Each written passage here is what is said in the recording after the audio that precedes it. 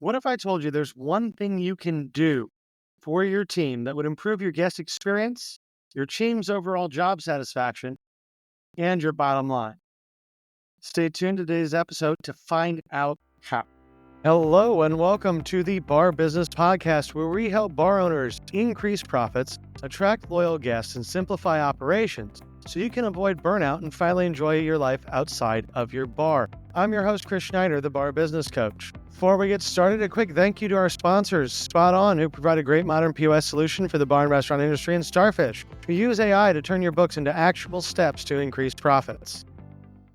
So as I mentioned, there's one thing you can do that is going to improve your guest and team experience and helps your bottom line. And what that is investing in education. Now, when I say education, I know a lot of people automatically think about college, university type instruction. And that is one of the things I am talking about. But there are many other ways that education can exist in the hospitality industry, and many other ways we can use education to improve our guest experience and our team experience and to make us more profitable. Now, the reason behind that, I would like to say is self-explanatory, but I know it's not, which is that an educated team makes a better positive impact on your guests. So what do I mean by that? Well, we know that what guests want when they come in is an immersive experience. They want to not worry about their day. They want to have a great time while they're at your bar. And in order to provide that experience, one of the best tools we have in the bar industry is telling stories and personal interaction. So when you have a team that's more educated, they're able to tell better stories, and therefore you have a better guest experience. And beyond that, if you educate your team on things that are not necessarily related to their day-to-day job, it makes it a better work experience for them and helps you attract better team members or more A-level team members in the future. And so today what we're going to do is we're going to talk through education and where you can use it, how you can use it to make your bar better. Because I think one of the main things that we have to do as bar owners for our bottom line, for our teams, for our guests, is to make sure not only is everybody trained on how to do their job, but they have knowledge about products, they have stories to tell, and that they can work with our guests to make sure that they're having the best experience possible. So we're going to talk through three things over the course of this episode: training your team, how to expand your knowledge as an owner, and then one more amazing tip that will improve your team experience and education through loyalty. So to get started, let's talk about training your team. Now, I have talked about this some. There have been multiple people on this podcast, guests that I've had that have talked about this, how training your team is not particularly something that's done in our industry. And I know what you're thinking right now. You're scratching your head. You're going, well, I train people. I always train people. Everybody that works at my bar gets trained. And I'm going to say for most bars out there, that's not actually true. Now, part of the reason why I say that's not true is because training can be defined different ways. To me, training someone to be a great server or a great bartender goes beyond training them to be an order taker. And 90% of the time, when someone starts at a new bar or a restaurant, they are shown where the money is, ketchup is, how to refill the salt and pepper, where to drop off dishes, how the POS system works, how to split checks. They are taught some very basic policies, procedures about, say, splitting checks or what the closing shift work is or the opening shift work is. That's about it. And so what we're doing is we're not teaching people how to be great servers. We're not teaching people how to be great bartenders. We're teaching them the process that we use to take orders. Now, that's not to say that that's not a very important thing to teach folks when they're new to your team. As a matter of fact, that is the most important thing that you could teach them. But at the same time, it's not everything. And it's not going to give you a competitive advantage. It's not going to make your servers better. It's not going to make your bartenders better. It's not going to improve your guest experience. It's just going to maintain your guest experience and make sure that your new cocktail waitress who worked it out back last week figures out your POS system and learns how to punch things. It is the bare minimum required to stay in business. And we've talked about this before on the podcast, like 60% of bars fail in 5 years. If you do the bare minimum, statistically, you're likely to fail. So we have to go beyond the bare minimum to actually achieve high levels of success. And so just showing people, here's how you take an order, here's how you ring it in, here's how you do your side work, is not training them. It's doing the bare minimum. Training them is expanding their knowledge base, helping them learn about the products that you sell, helping them learn about why you sell the products you sell. And beyond that, what's the difference between mezcal and tequila? Why would I want to serve someone a bonded bourbon over a non-bonded bourbon? Or does that make a difference? Start with, what is the difference between a bonded bourbon and a non-bonded bourbon? What types of beers are going to work best in different seasons? Obviously, with beers and seasons, you can go the easy route and just go, well, this is the seasonals, so this is why. But what makes a seasonal? Why are they? Why do you want to sell a porter in December and not in July? All these things are things that most people in the industry do know, but a lot of new folks getting in don't. And quite frankly, a lot of people that have been in the industry for a very long time, maybe they haven't learned craft beer all the way yet. Because craft beer 20 years ago wasn't really something that we worried about. So not only do you need to make sure they have the basic knowledge of how to take orders, you need to make sure they understand what they're selling, what your processes are. Say you focus on food in your book, and you're doing something a little higher end. They need to know the ingredients and the preparation methods. Take, for instance, sous vide. Now, sous vide is something that now is popular, but 10 years ago, not very many people knew what it was.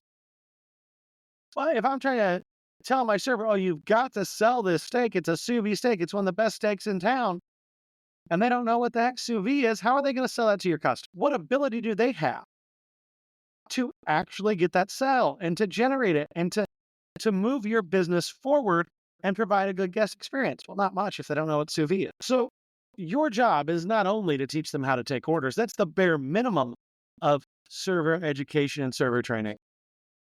You need to figure out everything that they need to know and how to encompass all of that while you train your team. Now, for those of you that have been listening to the podcast for a while, you probably recall the episode we did with Greg Buda in the spring formerly of Dead Rabbit. And he was their education director there. He currently owns a bar called Bisou Bisou in Montreal and consults out of New York. But if you have not listened to that episode, you really should go listen to it. The point here is Greg's system for training, which he lays out well on our podcast episode, is the idea that training is it's not a month, it's years of incremental knowledge that we want people to learn. And the way Greg described it is, well, Dead Rabbit, Irish bar, it was more important for those team members to know Irish whiskey than it was for them to know tequila. So one of the first things he taught, because they were an Irish bar, was Irish whiskey and the complexities of Irish whiskey, the different types of Irish whiskey, the different aspects to it, why different whiskeys are different, really diving deep on that subject. Well, then a few months down the road, after Irish whiskey and other more important things are learned, he would focus on tequila. If you give people too much information at one time, you will overload their brains. They will not learn. They will shut down. And this is especially true in hospitality because while we have some folks on all of our teams that are very academic, we have some that definitely aren't. And I think back to my bar, and I had folks with master's degrees, and I had folks with GEDs that hadn't actually graduated high school and just taken the test afterwards. And so the education span is large in our industry. But beyond that, if you have a degree, it doesn't necessarily mean you know industry-specific information. It doesn't mean you know the food. It doesn't mean you know the booze. But we have to teach all of that. We want to make sure people have all the information they need to be successful, all the information they need to be able to provide our guests a great experience. Because if a guest asks your team a question, they should have the answer. Now, again, this has to be done systematically. This has to be done over time. And if you overload people that have not had a lot of academic background, they will shut down. They will not perform well. So not only do you have to understand that this takes time, but you also have to understand that every single person that works for you is going to learn a little bit differently, and you need to adjust to that. Now, some of that is the fact that no one's going to go through your program at the same pace. Some people are going to go through it a lot quicker than others, regardless of how much detail is there and how complex it is. It's just a fact. Some people will move faster than others. So you need a system that's flexible to your learners, which your learners in this case are the folks that work for you, but at the same time gives them all the knowledge they need to be successful. Now let's shift here a little bit and say, okay, so as an owner, it's great. We can do all that for our teams, but as an owner, what can I do to help mine out? Let's start with what's free and available to you out there on the internet. Podcasts, blogs, newsletters, YouTube, videos, all of that is available for free on the internet. And all of it contains some good information. Now, are there people that put out videos that really don't know what they're talking about? Absolutely. Are there podcasts that give better information than others? Absolutely. But the more you expose yourself to those sorts of sources, regardless of who's writing them, you'll start to see patterns in what people say and write. I laugh a lot of times when I talk with other people that have podcasts or write books or consult. And a lot of us have podcasts, books, and consult. And we'll talk about what we know and what we don't know and different styles and things. And we all approach it a little bit differently, but we all basically get to the same point. And we have more or less the same conclusions and thought processes. We attack everything totally differently. So what does that mean? That means you can read the books or listen to podcasts or read a blog written by 20 different experts or influencers, whatever, consultants, however you want to refer to that group of people. But you can look at 20 different pieces of content covering the same material. And yeah, probably 19 of the 20 will basically have the same conclusion. If you look at the net effect of what they're saying, it's identical. But the pathway they use to get there will be different. And I will tell you right now, it's like we have Chip Close is going to be on next week. Chip Close and I agree on a lot of things. We're really on the same page in a lot of ways. I do it all from a finance side. He does it all from a marketing side. Why? Because I have a finance background and he has a marketing background. 9 times out of 10, we're probably getting to a very similar spot. But here is the thing. What works best for you as an owner? How does your brain work? Now, if you're listening to this podcast, you probably like numbers and data and finance because that's the avenue that I take. If you listen to Chip's podcast, maybe it's a little bit more on the marketing end. Last week we had Kristen Marvin on and talk about her book about leadership and taking that angle to it. Again, all different angles, all different thought processes, all different ways to present the information, but all leading back to essentially the same set of ideas. So I would encourage you, if you listen to this podcast, go check out 10 other hospitality-related podcasts. Go listen to what other people have to say. See if I'm really the person that fits the way you think the best. Now, obviously, I want you to listen to my podcast. I enjoy it when people listen to the podcast. But if you listen to my podcast and you're going, I see where he's coming from and I like what he says, but I listen to this other person and it makes way more sense to me. They think closer the way I do. Well, I keep listening to their podcasts.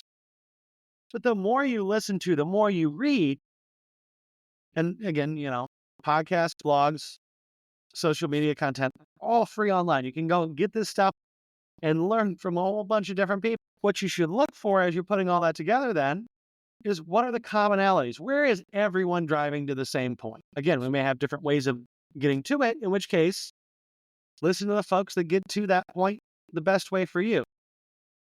Make sure that you follow what they're saying, that it makes sense to you, that their logical process fits the way you think, because that's going to mean that you'll absorb that information better. But the more sources you listen to, the more you realize we all get to the same point. You see different angles to get to that point, and then you understand different ways to do it so you can figure out the way that works best for you. Because let's be real honest. What works best for me and what works best for you? Probably not identical. Same with every other podcast, blogger, social media content creator in this space. We don't all think alike. You probably don't think like any of us. So the more you listen to, the more diverse perspectives you get, the more you can build your own perspective out of it. Now, the other thing, and I didn't mention it with the previous 3 books. Read a lot of books. And the reason why I didn't mention books before is because those were all free. Books cost money.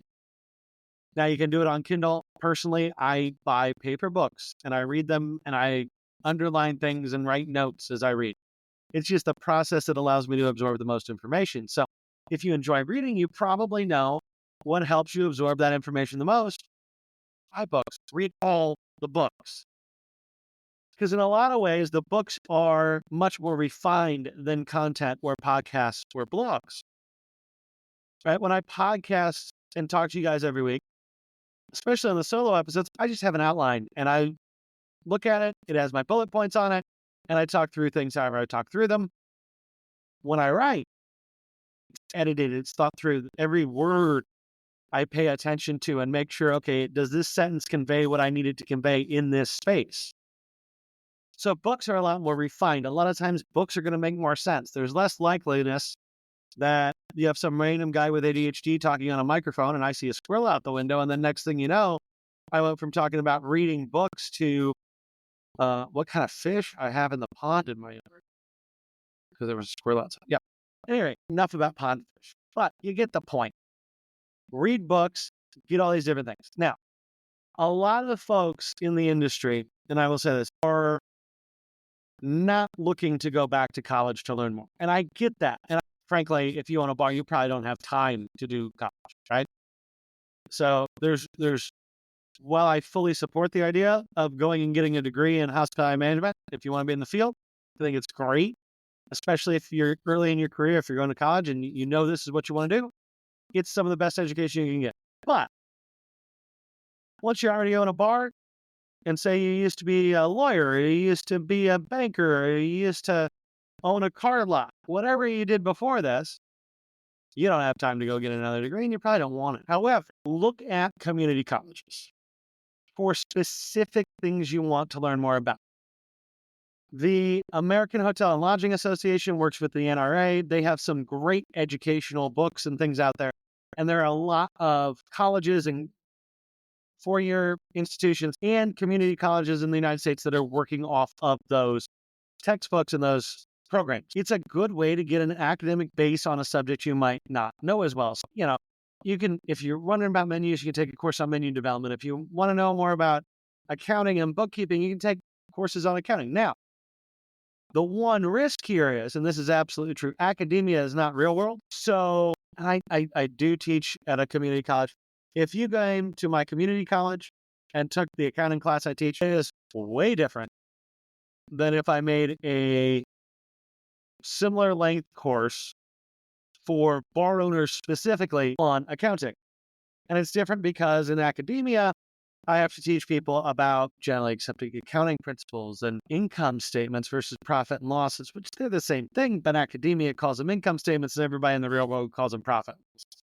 Unless we're talking about C Corps and giant publicly traded companies. So you're going to get an academic viewpoint. The academic viewpoint doesn't always square with the real world.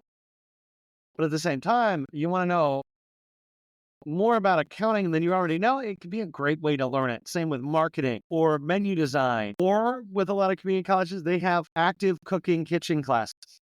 So you can learn some basics of cooking if you don't have a food background and you have a food menu and your kitchen isn't quite doing what you need it to do. Maybe you need to go get some knowledge and expand your understanding of working in a kitchen and how to prepare food. So don't completely discount the idea of using a community college or a four-year institution as a non-degree student to go and gain additional knowledge. But frankly, if you can get it from podcasts and books and YouTube videos and all of that, that's probably a cheaper and more real world related way to do it. But if you just have a topic that you're like, you know what, I'm freaking clueless on this and I need to understand it, a college could be a good option to gain that knowledge. Now, let's talk about something crazy you can do for your team that helps them with their education and increases their loyalty. It increases your ability to get great additional servers and to hire people for your bar. And this is an idea, I will tell you, this is not my idea. If you listen to the episode where I had Sean Finter on a while back, he said this. So it's not my idea. You can go listen to the episode, listen to him describe it if you would like. But the idea here is to have suppliers of yours give talks to your team. And people that aren't suppliers of yours give talks to you. So say once a month on like a Saturday afternoon, have a team meeting where you just have someone present something. And it doesn't necessarily have to be a mandatory meeting. This can be totally optional. And one thing that Sean threw out there that I thought was crazy smart and kind of blew me away that I'd never heard anyone say it. If you have, say, the third Saturday of every month from 3 to 4, we're going to have this educational time for our team, but you can fit 30 people in there. But you could have 10 people sign up that work at other bars and restaurants, come to your place, take this little course or whatever it may be, or listen to this talk. So it's a way to work on your recruiting pipeline, give your team a really cool benefit that they're not used to, and increase their knowledge so they can better serve your guests, or increase their knowledge so that they can have a better life for themselves. So I said speakers from our industry or other industries. Let me define this a little bit. From our industry, what I would look for is your liquor reps, right? They want to sell product. They want your servers to know the product. Have them come in and do tasting. Have them come in, say it's fall now, but say we're talking 6 months from now, it's spring, and it's starting to get warm. I guess if you're in Australia, it's starting to get warm now. So this is super tip for those of you that live in the Southern Hemisphere. But you're getting into spring and people really want good, sweet style wines. And so you're going to talk German wines. You're going to talk Rieslings and the differences between Cabernet and Auslese and Spätlese, and how long that means grapes are on the vine, and the differences in acidity and the difference in the sugar content of those grapes. Have one of your suppliers come in and do a German wine tasting and go through Riesling and all the different ways the Riesling grape can be bottled depending upon the amount of residual sugar and the sugar in the grape when they pick it, right? Because there's actually 2 different pieces there for German wine. Have somebody come in and give that talk to your staff. Maybe you only have one German wine or 2 German wines on the list, but this is going to increase their knowledge. It's going to help them learn more about wine in general. And it's something, frankly, your suppliers will probably do for free and for fun because they get to promote their wines to your staff. Your staff is now better trained on their wine. And so presumably your staff's going to sell more of their wine. So use people like suppliers, and you can use food suppliers too. Right? If you're bringing in new food products or you have new bread, let's say, that you're going to use, and you have all these different buns and stuff. You could have somebody from the bakery come in and say, yeah, we bake them fresh every morning. This is how we do it, blah, blah, blah. Give your servers that story to tell your guests about that part of your product. The other thing you can do is bring in people that have nothing to do with the food and beverage industry, but will help your servers in the long run. So ideas for that. You can have someone that works on like personal coaching come in and talk about time management, stress management, all sorts of life skills. And there are a lot of people out there nowadays that do these types of things.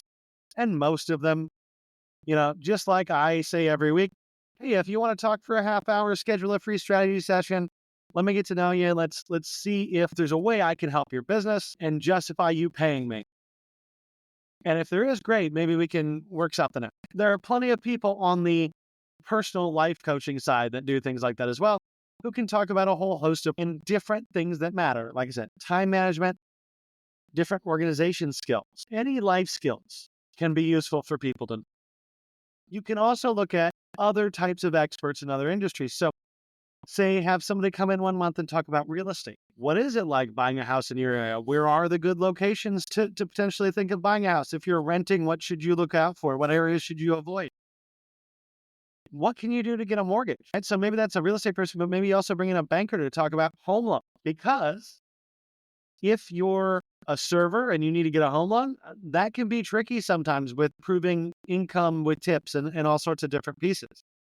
So by bringing those experts in, not only will your team be better able to run their life outside the bar, they'll have more information, they'll be able to plan better about their life, and hopefully have a better experience working for you. Another example is you could bring in a financial planner to talk stocks and retirement and why you should set up an IRA, how to do it, what to do, those sorts of things.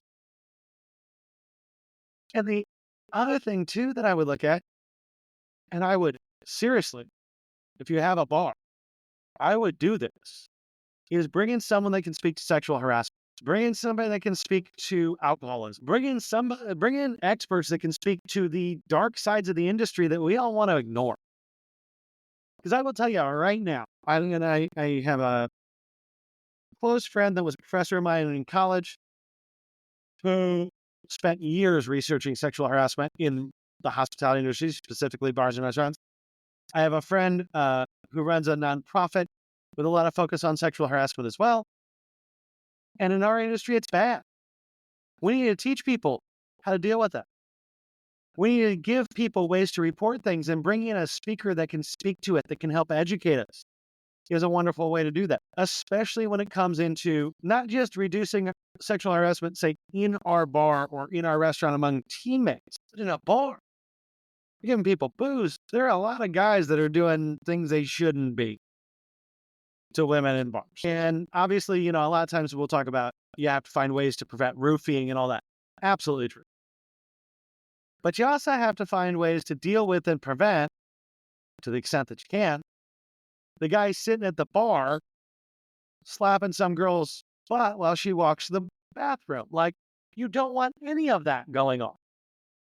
So when you can bring in people that can speak to sexual harassment, can speak to some of the darker sides of our industry, and help your team with tools and ways to cope and ways to avoid those issues, you are winning. Across the board, you are winning. So hopefully that helps you guys get some ideas together for where you can educate yourself, your team, and how you can provide education on things even beyond the products you sell. Because again, if you do this, you're going to improve your team experience. You're going to improve your guest experience, which means at the end of the day, you're going to improve your bottom line. Now, before we go today, some listener questions. So remember, if you have a question for the show, whenever I do solo episodes, so when I don't have a guest, I'm answering your questions. If you go in the show notes, right on top, it says text the show. Click there, send in a question. We will answer it on the air. Now, also as a reminder, if you click that, I cannot respond. So you will get an answer on the air when we do our next solo episode. If you would like to speak with me directly, email me, shoot me a message on the website, schedule a strategy session. But just know that if you send a question for this part of the show, I can't respond, but you will get an answer on the next episode. That is just me talking. So 2 questions for today. The first question is, we print our menus in-house because they change quite a bit. We use cardstock and put them in a menu cover. Do you have any recommendations for what printer we should use? So here's the thing, guys. Always printed my own menus. I paid for someone to do it once, and then I had to change it, and there was a typo, and I got pissed. And after that, I printed my own menus in-house for years. And I would just print them on cardstock and laminate them. And for the type of bars I had, that worked perfectly. I didn't need any fancy covers. I didn't need any leatherette or anything like that. I could just print a piece of paper, front and back, laminate it, and I was good to go. So I have done this quite a bit. First thing I will say is, only good way to print menus for bars and restaurants is to use laser printers. And that is especially true if you're using a different type of paper. So I like to use cardstock and laminate it. A lot of people use cardstock and put them in a cover, as the question or the person who asked the question said they do. And some people print on like waterproof paper, kind of that vinyl that you'll see in a lot of corporate restaurants. And you can actually print directly onto that. If you do, sometimes it requires a specific printer. I believe laser printers will print on that 99% of the time. But laser printers are going to give you better print quality, they're faster, and they're cheaper to operate. Within laser printers, I've used both Brother and HP. I know a lot of people that swear by Brother printers. I think they're great. Personally, favorite printer I ever used was a big old laser HP combo unit. I think I spent like $700 on it like a decade ago. It was a really freaking expensive printer, but I printed thousands of menus on that over probably 5 or 6 years. So it held up. I didn't have any issues with it. So I would say you definitely want a laser printer, and go either Brother or HP when it comes to printing your menus. Now we had a second question. How do you win the battle with fruit flies? I have tried so many things, and they are still here. Fruit flies, I feel like, if you're in a place that gets warm, are always an issue. And quite frankly, they're pretty gross, right? And I don't know that there is a bar that ever has avoided fruit flies. Every bar I've always worked in, any bar I've ever worked in, I should say, has had an issue with fruit flies at one point or another. So the first thing I'm going to say is there are 2 ways I found that help prevent them.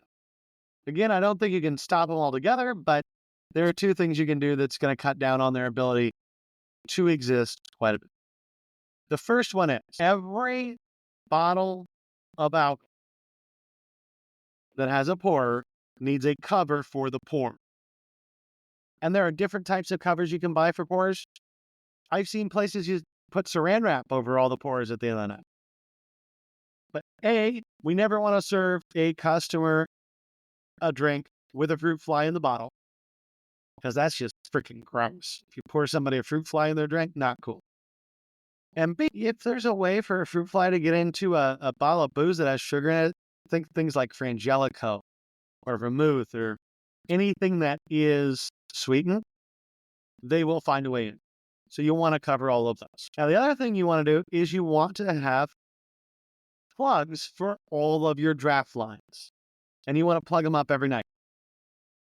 Otherwise, those fruit flies are going to fly into your draft lines and lay eggs in there and have fun drinking up all that beer in the lines. And you're going to pour people draft beer with fruit flies in it. Again, not cool. So first step to get rid of fruit flies, cover your pour spouts, cover your draft lines, plug those up. Then the other big thing when it comes to prevention is cleanliness, right? Fruit flies do a lot better in a dirty environment than a clean environment. And so make sure all your counters are wiped down multiple times a day. Make sure you don't have sticky stuff staying on the floor, because they will get in that and lay eggs and can breed, especially if it's like under a cooler, right? So clean your floors every single day.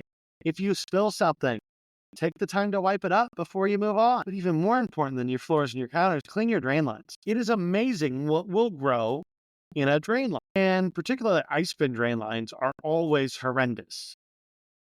So take time to clean your drain lines. Now, if it's like an ice bin where it's just a rubber tube, or a lot of keggerators will have the same situation where you just have a rubber tube coming out that's going into a drain in the floor, those will grow the nastiest.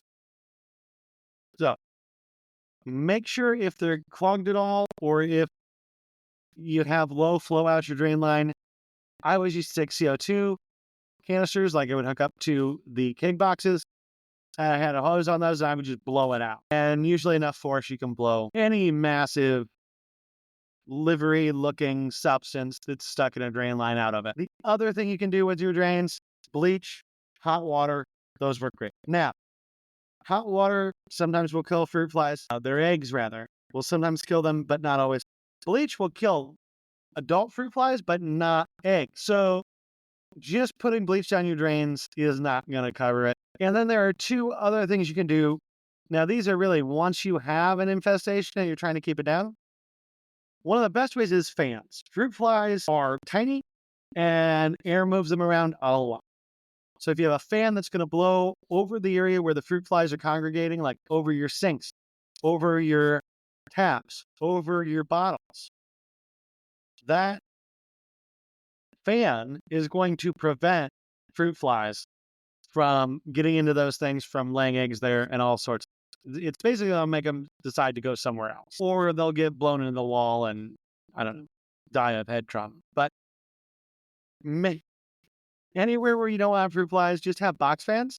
Set up box fans pointed directly at it while you're closed. That will help immensely. And then the final thing that I would do to try to take care of fruit flies is old school vinegar traps. So I used to do this all the time. I would take just a little bowl. I would pour an inch and a half of vinegar in it. And then there are two ways that you can go from there. You can take a piece of saran wrap, cellophane, put it over the top so that it's nice and tight, and take a toothpick and poke holes. The fruit flies will go through the holes, but won't come back out. Or you can just put a couple drops of dish soap on top of the vinegar. That breaks the surface tension. So a lot of times the flies will land on the vinegar and then just sink and stay in the vinegar. A lot of times I did both. So I would take cellophane over the vinegar, poke holes in it, and have dish soap in there. Just double making sure that they get in my trap and they don't get out. So before I go, I just want to re-hit on the 3 key takeaways from today's episode. First of all, your guests are happier when you have stories to tell. So make sure your team has stories and your team builds stories through additional education and training. Second key takeaway, you work better as an owner when you know more. Seek out as much information as you can from as many sources as you can. Find those sources that work best for you, that speak to you the best, and listen to them all the time. Dig in and compare the way that people present information. It'll improve your knowledge more than you can imagine if you just spend a couple hours a week focused on trying to learn things. And our third key takeaway, if you can find ways to provide your team with training that is abnormal and give them speakers that will energize them and give them life skills that are applicable outside of your bar, especially if you allow folks from other bars and restaurants to join in on those as well, you're going to increase your team satisfaction. They are going to be happier. They're going to be more successful. And because you are known as a bar that provides your employees with something like that, you're going to create an amazing pipeline of A players for your establishment. That about wraps it up for today. If you enjoyed today's insights, make sure you like, subscribe, and leave a review. If you are ready to take your bar to the next level, schedule a strategy session with me by clicking the link in the show notes below. Until next time, have a great day, and we will talk again later.